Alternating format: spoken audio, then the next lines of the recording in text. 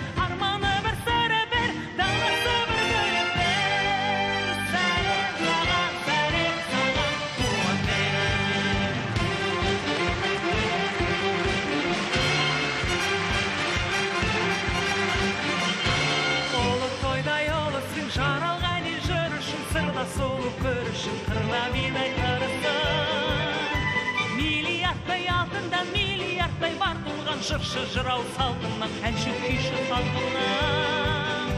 Сәлем саған туған ел, аспаны бір түні бір, жұлдызы бір түні бір, арманы бір сірі бір, даласы бір бөлек бір. Сәлем саған туған ел.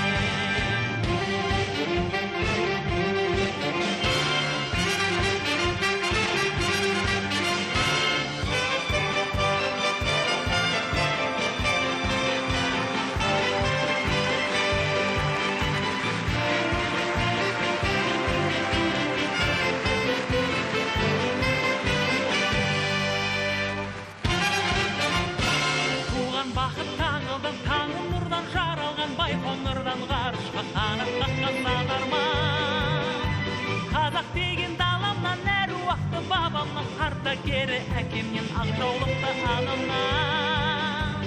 Сәлем саған туған ел, аспаны бір күні бір, жұлдызы бір түні бір, арманы бір сірі бір, даласы бір гүлі бір. Сәлем саған туған ел.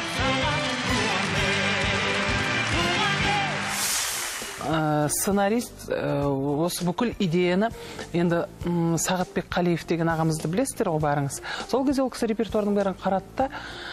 Мынау оркестр болғандықтан, мына эстрадалық сенің жаңағы жұрттың құлағы үйренген әндерің оркестрге ол қалай келеді екен? Бұл эстрадалық симфониялық оркестр, сенде кейбір бар әндерің жатпай қалуы мүмкін оркестрге деп. Соны былай әрі көрдік, бері көрдік, енді ыңғайын таппадық. Содан аға өзі мынандай Сағатбек аға бір ойға шомылып кетті да, айтады: Жеңіс, сен негізі мына Шәмшінің әндерін жақсы айтасың ғой. Өзің осының ішінде сыр сұлуы бар, қайықтан айтады екенсің, туған жерінен айтады екенсің, туған күн кешінден айтады екенсің. Және де осы әндердің санын көбейтіп, саған жатып тұрған әндер ғой, осы әндерден жасасақ қайтеді деп, аяқ астынан бұл ретро ән кеші болатын болды. Бұл не? Түсім бе?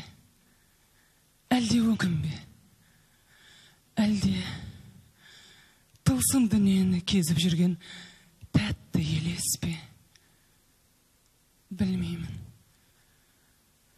Еркеседім даланың, еркелей сүйген самалын, еркімді билеп елесің, елетіп кетіп барамын. Лүпілдеп соққан жүрегім, көрсем деп сені тіледім.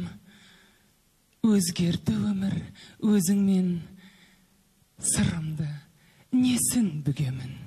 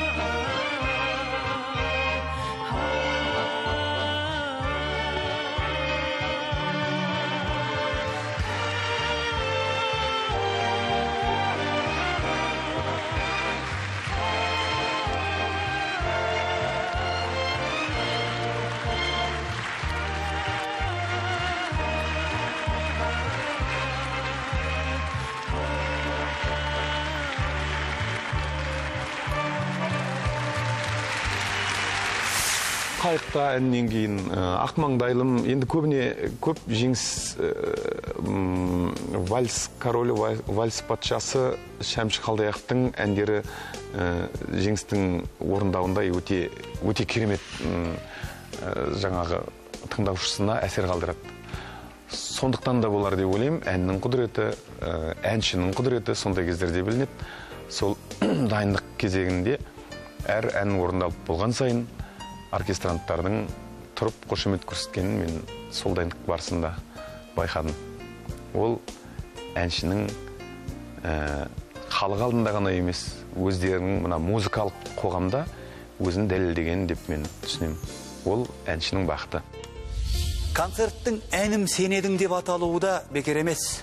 Үлкен істі бастамас бұрын Жеңіс өнердегі ағасы Шәмші Қалдаяқовты түсінде көреді. Осы түсін жақсылыққа жорып, әнім сенедің әнін орындап, концертті дәл осылай атаймын деп шешім қабылдайды. Кештің атын не деп қоямыз дейді. Таппаймыз. Содан бір күні репетицияға келіп, Сағатбек аға, Жеңіс, осы сен Шәмші Қалдаяқовтың әнім сенедің деген әнін неге айтпайсың дейді. Мен айттым, аға оны барлығы айтып жүр, мен қайталай берем бе дедім. Сөйтіп едім, онда тұрған не бар? Бұл классика ғой, айта беру керек. Әркім өзінше орындайды деп. Содан ойланып көрейін дедім. Сөйтіп, енді өзімнің енді мына өнер адамдарының бәрі кішкене көрермендер күлуі мүмкін енді. Менің бір түс көретінім бар. Кішкене өзіме бір сол түс арқылы өзіме бір жоба алайым да болашақта. Сонан түсімде Шәмші Қалдаяқов ағамды көрдім. Енді бұл кісіде өнер көп кеткен. Содан ол сол кісімен сөйлесіп, жаңа мен концерт қояйын деп жатыр ем аға деп кәдімгідей сөйлесіп отырып. Содан оянғаннан кейін бұл кісі маған бекер кірмеді түсіме. Өйткені ол кісіде ерекше кісі ғой енді. Осындай түстен кейін ертеңіне дайындыққа барғанда Сағатбек аға айттым, аға, әнім сенедіңді айтатын болдым, шештім айтамын деп, әннің осы әнім сенедің болса концерттің тақырыбы. Әнім сенедің деген концерт болғандықтан, ол Жеңістің негізгі творчестволық кеші болғанымен Жеңістің образын жасау керек болды. Ал енді өлеңдерді жаттайсың, сол өлеңді сахнада айтасың дегенде Жеңіс мүлде жаңағындай үн-түнсіз қалды. Бірақ ар жағынан сезіп тұрдым, ішінде бір оттың жалыны бар сияқты. Содан кейін айтады, Сәке, жарайды, не айтсаңыз да істеймін, басында келістік қой деді.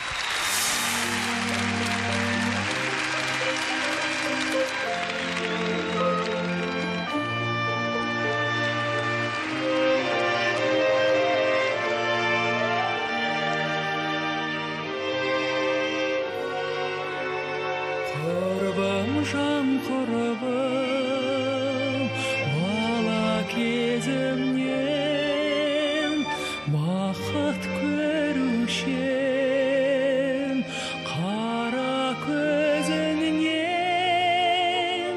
кеттің ұмытып, мәңгі ұмыттың, жібінісің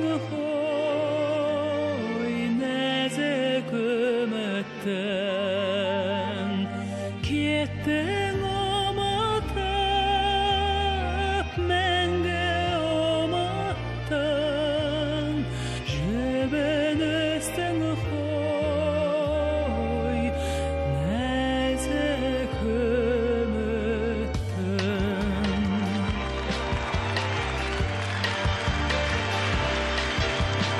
Әнім сен едің, кешке салатын, содан жас жаным ләззат табатын, шамын бас үйден жақтың аялым, сендей бақытты қайдан табармын. Шамын бас үйден жақтың аялым, сендей бақытты қайдан табармын.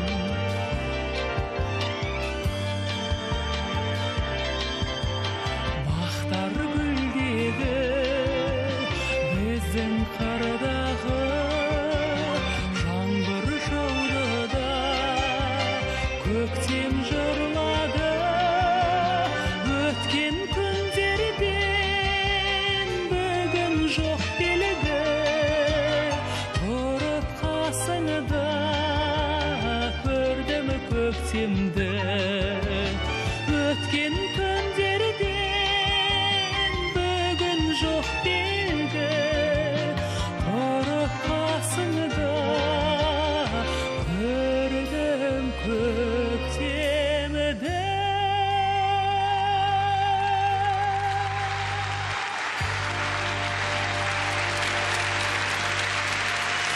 3 адам ғана сахнада.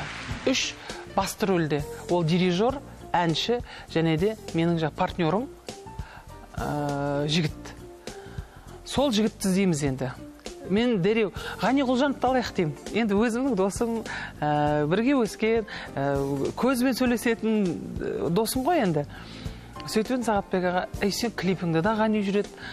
Қазір Ғани барлық жерде Азаматты алайық деді Сұрапбай. Мен айтам, Азамат жас қой, мен онымен қалай махаббат ойнаймын деймін.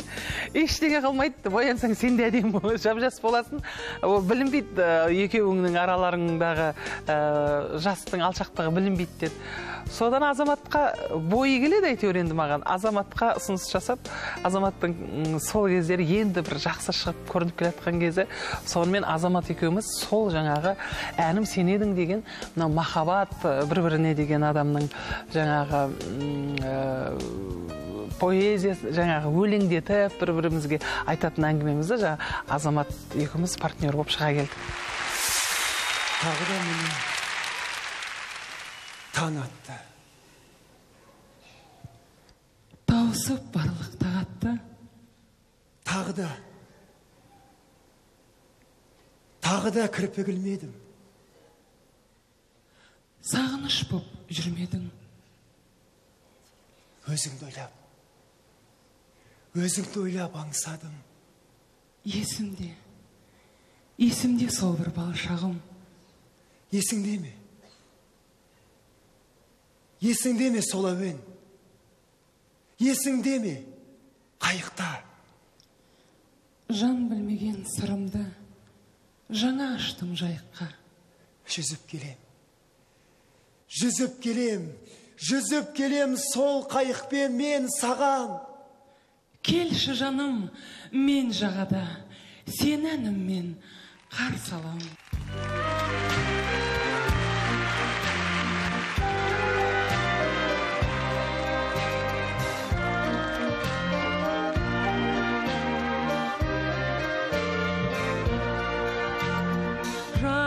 Шуақ көктемнің жасыл күні, бал бұлақтан естисің мәңгілікені.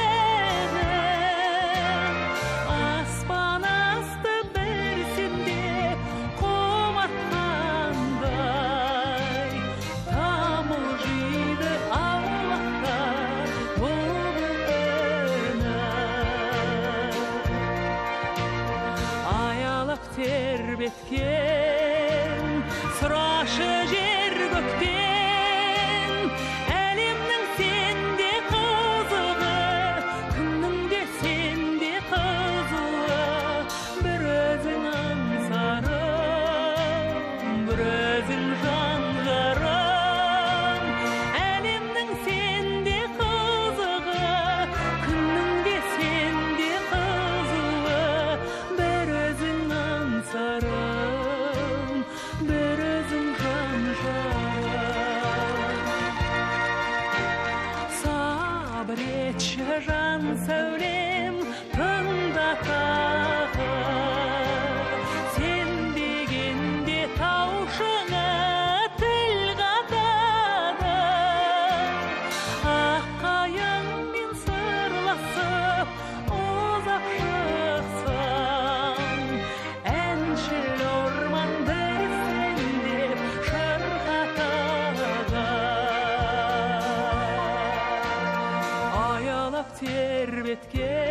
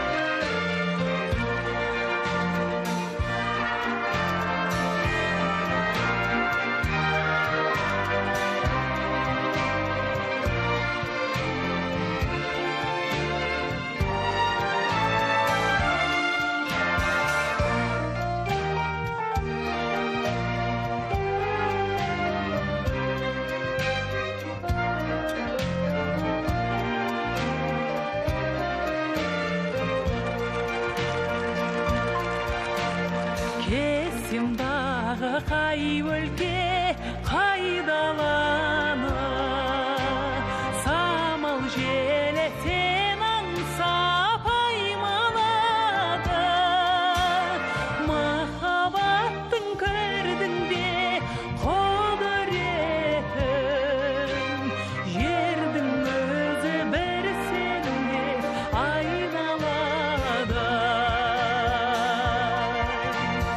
аялап тербеткен сұрашы жер көктен әлемнің сенде қызығы күннің де сенде қызуы бір өзің аңсарым бір өзің жан жарым әлемнің сенде қызығы күннің де сенде қызуы бір өзің аңсарым бір өзің жан жарым Жеңіс концертін опера және балет театрында өткізем деп мүлдем ойламаған. Себебі эстрада әншісі ол кезде опера театрында концерт өткізуі екі талай еді. Бірақ бұйырған кетпес дегендей ойламаған жерден осы бір қасиетті шаңырақта концертін өткізеді. Жасболат Жұмағалиев айтты, опера балет театрын сұрап көрсек қалай болады? Мен сонда жұмыс жасағам, оның дыбысы кереметтенді деді. Мен айттым, енді ол опера және балет театрының дыбысы шығу әрине ол жоғары деңгейде. Бірақ оны кім береді бізге дедім. Опера және балет театрының бастығына Жасболат өзі кіріп, мен де осы жерде жұмыс жасағам, қызмет жасағамын, білесіз.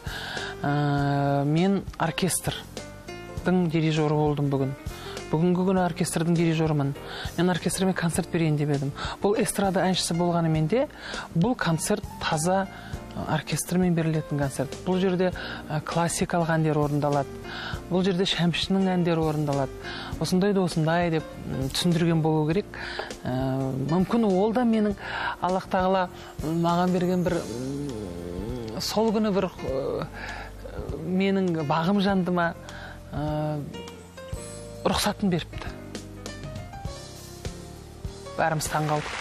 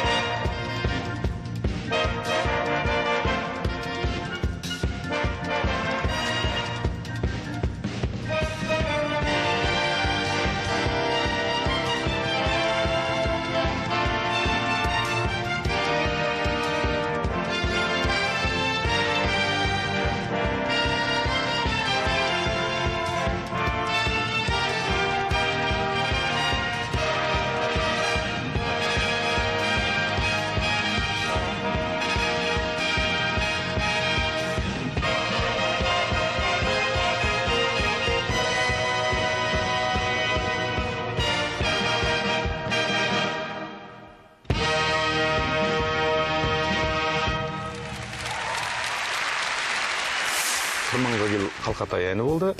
Ол әнде жаңағы енді бұл жерде кішкентай мюзикл деп айтсақ та болады.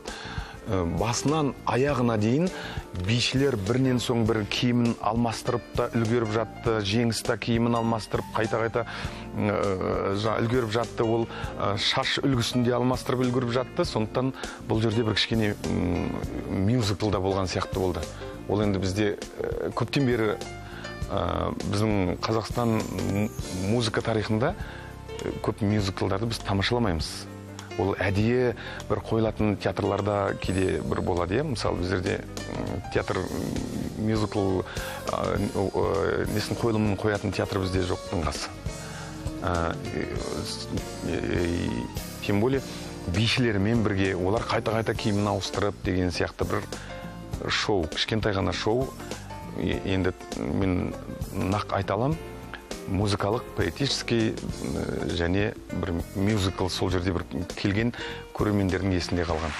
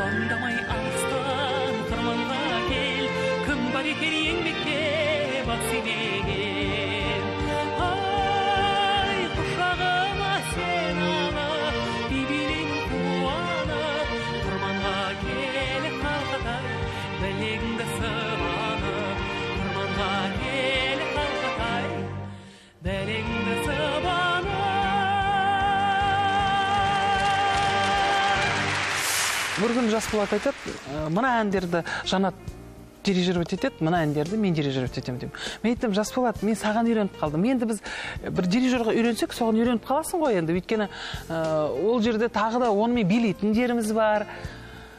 Сөйтсем Жасболат марқұм көңіліне қарайды да, болмайды ғой Жеңіс, енді ол да дирижер ғой, ол да шығу керек қой. Мен айттым, көке деймін де, айналайын. Мен дирижер болсаң, бастық болсаң, өзіңе бастықсың. Бұл концерттік бастығы бүгін мен деймін ғой. Сен басты рөлдегі адамсың. Спектакльдің ортасында басты рөлдегі адам ауысып жүре ма, сонда деймін ғой. Онда менің орнымда басқа біреу шығарарса, мен киім ауыстырғанша деймін. Сөйтсем болмайды дейді. Онда саған да болмайды. Таңертең кешке дейін өзің дирижер боласың деп. Ол жігітке де жаңағы кәдімгідей мінезің шығады екен. Өйткені жұмыс басталғаннан кейін ештеңені ойламайсың. Көңіліне қарап, мен әркімнің көңіліне қарайтын болсам, онда ол бардақ болады.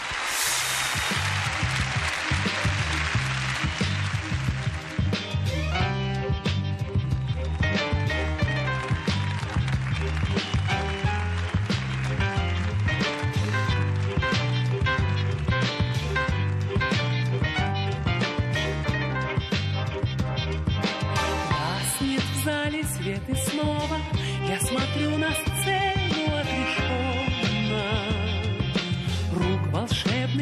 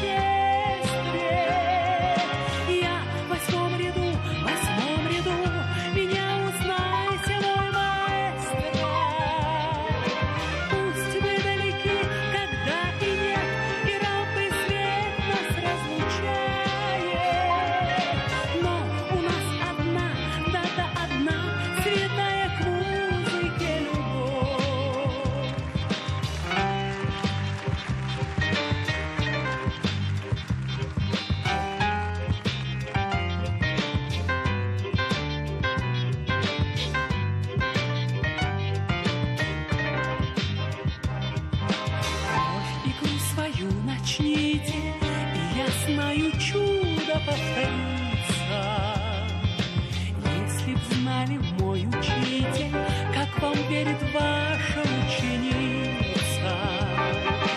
Я ищу у вас спасения и мечтаю, сидя в этом зале, вместе с вами быть на сцене, вместе с вами музыке служить. Вы хотя бы раз, всего лишь раз, на миг забудьте об оркестре. Я в восьмом ряду, меня узнаете, мой маэстро. Пусть мы далеки, когда и нет, и рампы свет нас разлучает, но у нас одна, да-да, одна, святая к музыке любовь.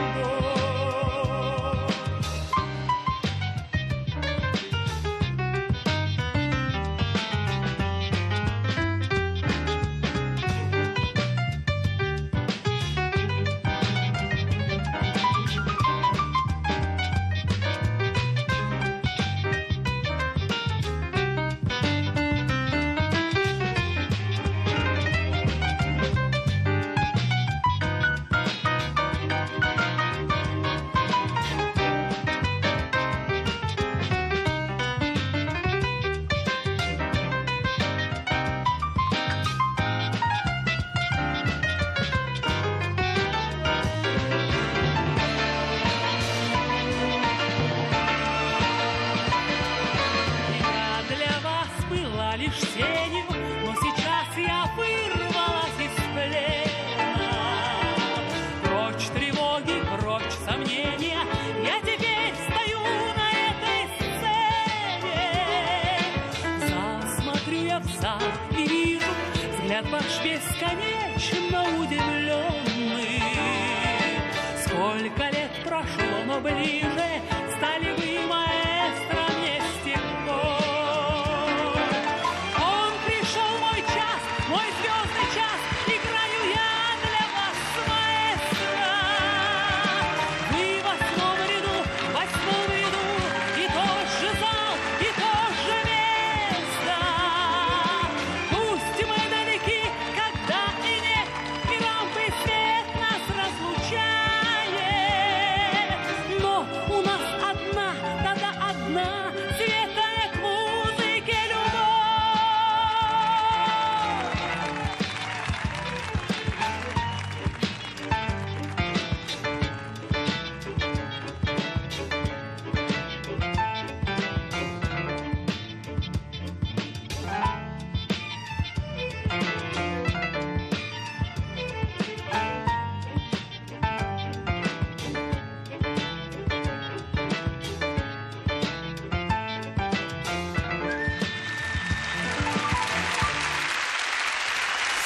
Басында тек қана қазақ әндері бола ма деп ойладық.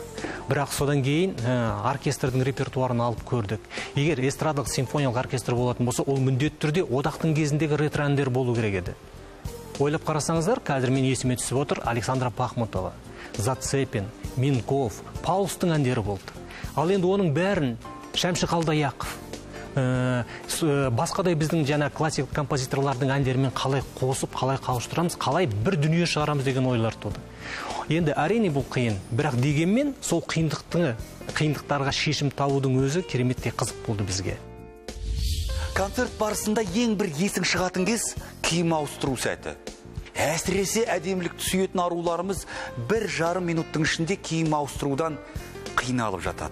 Сол себепті сахна сыртында киіндіруге көмектесетін арнайы көмекшілері де болады. Ал Жеңіс Ысқақованы бір емес, бақанда 2 ер азамат киіндірді десем, сіздер маған сене қоймассыздар. Ендеше ол жайлы әншінің өз аузынан естейік. 1,5 минуттың ішінде жаңағы азамат өзінің поэзиясын оқып, сахнада жүрген кезде мен сахнаның сыртынан жүгіріп келіп, тез-тез киімді ауыстырып шығуым керек. Ол кезде мені Ерлан киіндіріп шешіндіреді. 2 жігіт мені киіндіріп шешіндіріп жүрген. Сол киімді кигізіп атқанда Кенжебек Каденов шаштың үлгісін киімге ыңғайлап өзгертіп үлгеріп жатады. Бір қызық жағдай болды. Қайықтан айтқан кезде ақ көйлегім бар, жаңа ауыр ақ көйлек өзінің, моншақ тігілген ол ақ көйлекке. Соның замогына салып атқан кезде, ана Ерланның бойы кішкентелеу, қолы жетпей қалған болу керек. Кендіріп болғаннан кейін замокты соңына дейін жеткізе алмай, бойы жетпей қалды ма, мен анау шашым жөндеп жатыр, жүгіріп үлгірмей қалған, сөйтсе замок соңына дейін жетпегесін, жаңағы арқасы кішкене ашық қалған екен. Соны мен айтып жатырмын ғой, ештеңе жоқ, арқасы ашық көйлек көп шыққан ғой деп. Енді бір айналып келсем, тағы киім ауыстыруға Кенжебек Ерланның жәйін шығарып ұрысып жатыр екен. Жаңағы көйлектің артындағы замогын дұрыс салмапсың, көзің қайда деп осы қырылып ұрысып жатыр екен екеуі.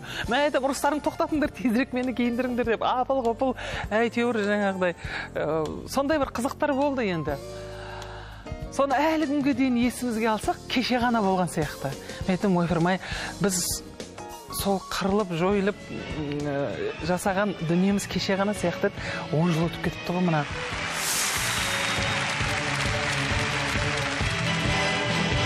Айтшы жаным, қайда жүрсің, қайда? Шақырады арман арылмайды. Қызғалдақты көктемім боп жайна, аңсағаны.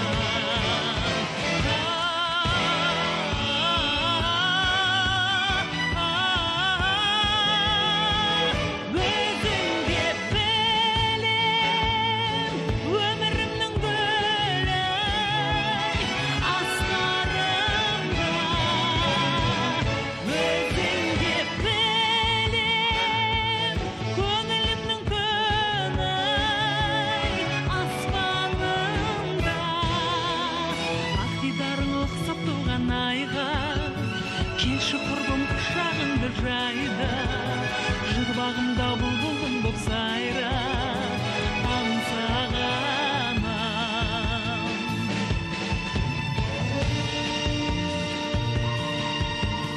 Асыл арман деп шырқалар әнің, арманыңны сезіп жүрмін бәрін, арайланып атар алтын таңың, аңсағанам.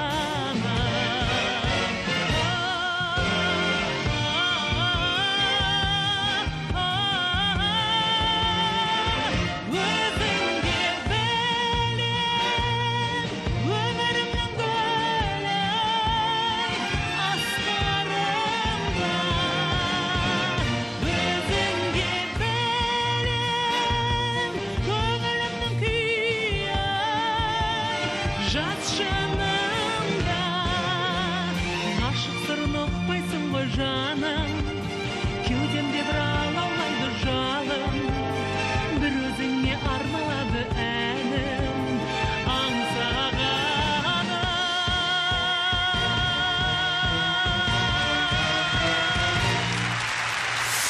Таңертең жеңісте сағат 10-да репетиция болып ататын болса, жеңіс әркімнен бір кешірім сұрап звондап келе жатады. Кешіккенді өзі жаны қаламайтын адам болғанмен, сол уақытта кішкентайын мектепке апарып тастау керек пе, сондай бір жағдайлармен жаңағы үйде де, түздедегі жұмыстың бәрін ыңғайлап, мысалы, мен ойлаймын, кейбір әнші қыздарымыз айтады ғой, мен отбасыма көп көңіл бөле алмай қалып жатамын деп. Ал мен сол кезде байқағаным, отбасы ғана емес, келіп жататын ауылдан тума-туыстар болады. Олар менде көше аралап, сауда-саттығын жасап үлгеріп, және отбасына да көңіл білдіре алып, және осы дайындығына да үлгеріп жатудың өзі ол адамға үлкен күш, уақыт және жігер қажет ететін. Соның бәрі жеңістің бойынан табыла білді, табылады да, әлі талай алатын шыңдары алда деп мен ойлаймын. Мен бір байқағаным, концерттің басынан гөрі аяғына таман ашыла бастады. Енді ең қызығы, бүгінде мысалы үшін осы мәселелер өзекті, шынайы жанды дауыспен оркестрмен айту, толығымен 1,5 сағат, 2 сағат концерт беру деген мәселелер, әрине бұл бүгінгі таңда да өте бір алдымызда тұрған мақсат, мына өнер саласында жүрген адамдармен. Енді сол кезде, сол 2000 жылдардың басында мен ойлаймын, осы әншілердің алдында Жеңіс бір үлкен сұрақ қойып, не болмаса бір бағыт көрсеткен сияқты болып көрінді маған.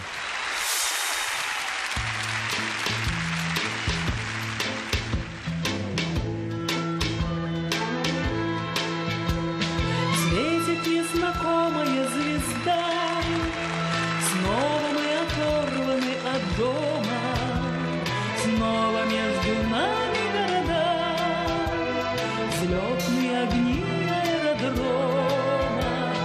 Здесь у нас туманы и дожди, здесь у нас холодные рассветы, здесь на неизведанном пути ждут замысловатые сюжеты.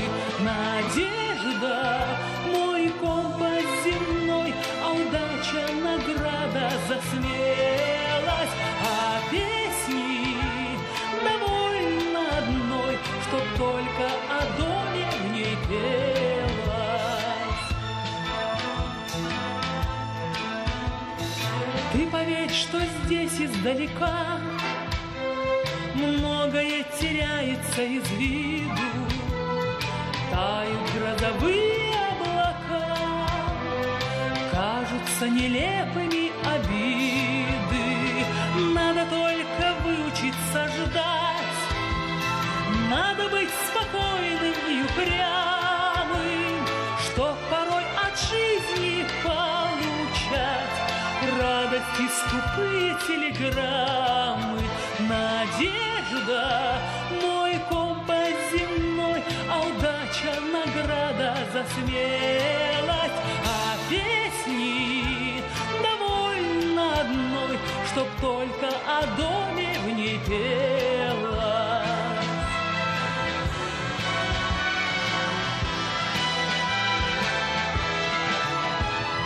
И забыть по-прежнему нельзя все, что мы когда-то не допели. Милые усталые глаза, синие московские метели, снова между нами города. Жизнь нас разлучает, как и прежде, в небе незнакомая звезда светит, словно памятник надежды. Надежда, мой компас земной, а удача награда за смелость, а песни довольно одной, чтоб только о доме в ней пелось. Надежда, мой компас земной, а удача награда за смелость, а песни довольно одной, чтоб только о доме в ней пелось.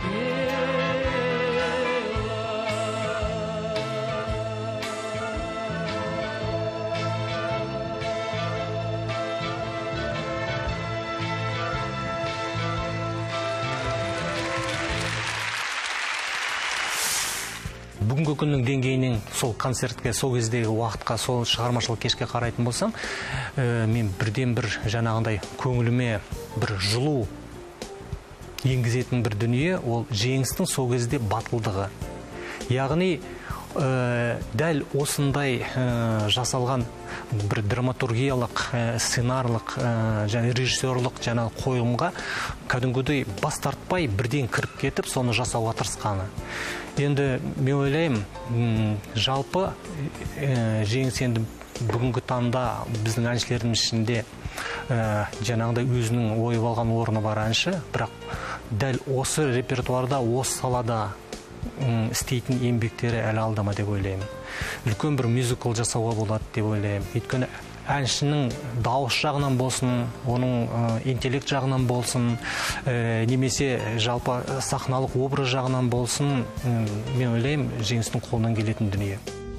Елім осындай күйге жеткізген, осындай деңгейге менің жеткенім елім сенің арқаң, мен сенің батаңмен өстім деген сияқты бір сөздерді айтып жеңістің өзі да толқыды, және залдағы отырған көрермендерді да толқытты. Елдің бәрінің көзінің жасын көлдей қылып, концерттің соңында елдің бәрі жеңістің орындауындағы сыр сұлуын, Шәмші Қалдаяқовтың сыр сұлуын бірге орындап сол жерде. Кеше ғана сыр бойындағы мәңгілікте көрінген балауса қиял. Асыл қияларды ғана армандайтын алып ұшпа асау көңіл. Бәрі дәл қазір көрген түсте ғана. Әнші барда, әннің құдіретін сезіне алар жүрек барда. Сезім толқындарының иірімдеріне бойлай алатыр тілекші барда. Ән өлмейді, әннің ғұмыры мәңгілік.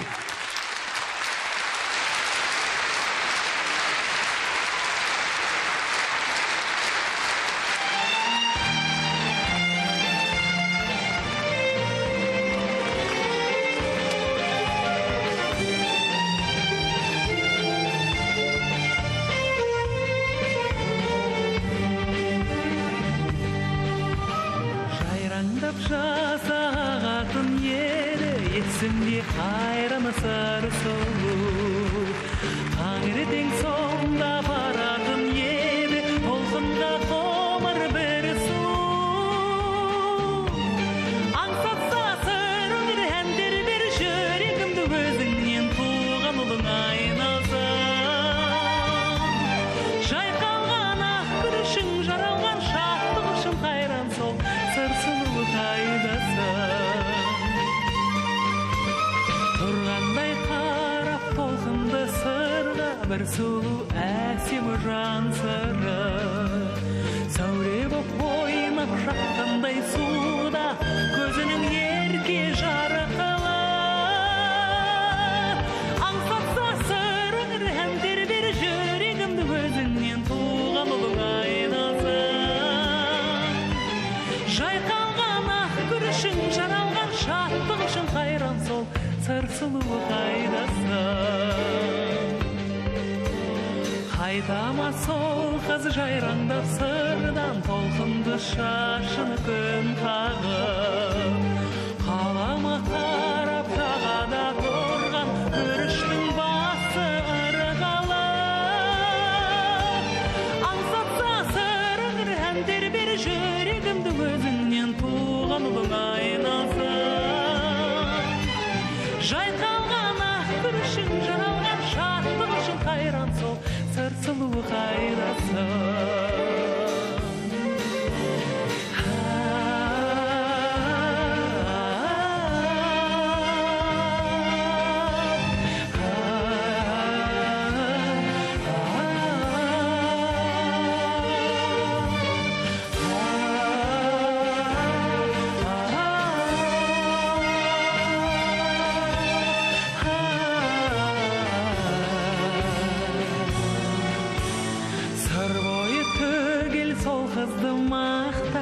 Жігіттер әнін шертеді, төзілген түсі күріштей әппақ, сырдан да жаны ерекеді.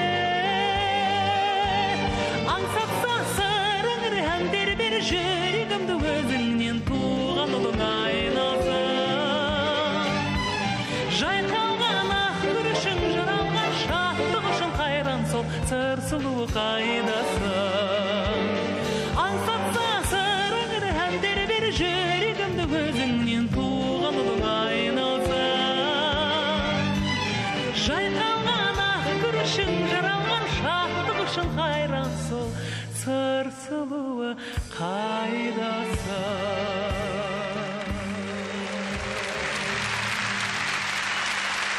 Концерт аяқталды. Бүкіл оркестр, әріптестерім жаңағы кешкі аста Құдайға шүкір жасап жатырмыз ғой енді, қазақша айтқанда. Сонда көңілім толмай тұр. Әлде де көңілім толмай тұр. Мына жерімде қалып кетті деп рахаттанып демаламай тұрым. ой керемет болды деген сезім болған жоқ менде. Марқұм Құдайберген Сұлтанбаев ағамыз, ол кісі айналайын қарындасым, бұл бір үлкен кеш болды, барлығымыз жақсы балалық шаққа барып қайттық, ауылға барып қайттық деп жаңа жақсы сөздерін айтып жатыр. Сосын айттым, аға жарайды қойыңызшы, жұрттың бәрі сіздің көзіңізбен қараса ғой, сіз маған қарындасым деп жаңағыдай уайымдап осы қарадыңыз, менің кемшілігімді көрмей қараған боларсыз, бірақ менің көңілім толып тұрған жоқ бұл кешке. Менің көңілімнің барлығы мына жүрегімнен төмен қалып кетті, мына жерде қалып кетті, жүрегіме толық қонған жоқ десем, сонда әй бәрекелді деп арқамнан қақты. Бұл сенің жоғарғы деңгейіңді көрсетеді. Мен қанша жыл сахнада жүрмін, қанша рөл ойнадым, менің әлі бір жасаған дүниеме көңілім толған жоқ. Ол норма деді. Жеңіс күні дүниеге келген танымал әншіміз өнер жолында да үлкен жеңістерге жетті. Әннің бағын жандыратын әнші болса, әншінің бағын жандыратын жақсы ән деп жатады. Ендеше Жеңіс еліне есті ән сыйлайтын елеулі әнші. Әннің қасиетін ұғынып, көңіл елегінен өткізіп, жүрекпен жеткізетін осындай әншілерімізді әрдайым мақтан тұтайық. Эфирде жүздескенше аман сау болыңыздар.